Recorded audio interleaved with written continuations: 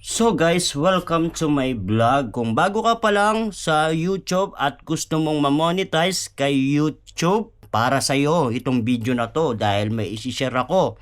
May update kasi si YouTube next year.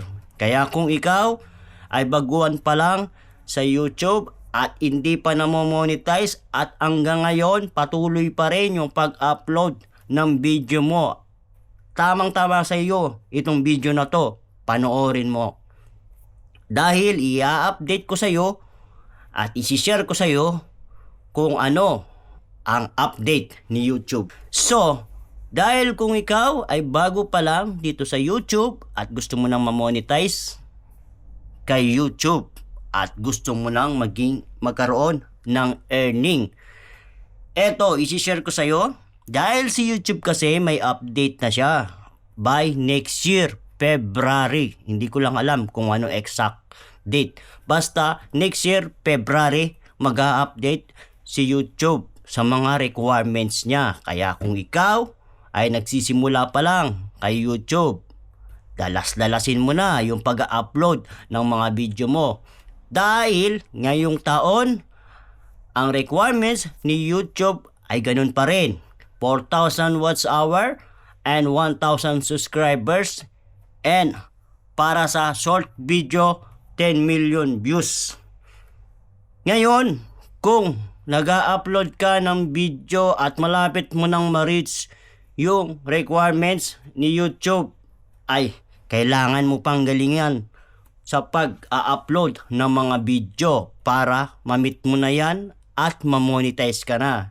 Dahil kapag iyan ay umabot next year, February, at hindi ka pa na-monetize, malaking problema yan dahil dodoble ang requirements ni YouTube by next year. So, kung dati ay 4,000 watch hour and 1,000 subscribers, next year po ay magiging 8,000 watch hour na po ang kanyang requirement. At sa short video views ay kung dating 10 million views, next year po ay 20 million views na po ang kailangan nyo ma-reach. So, kung bago ka pa lang sa ating YouTube channel, kung gusto mo ng ganitong video, paki-subscribe na po ang ating YouTube account.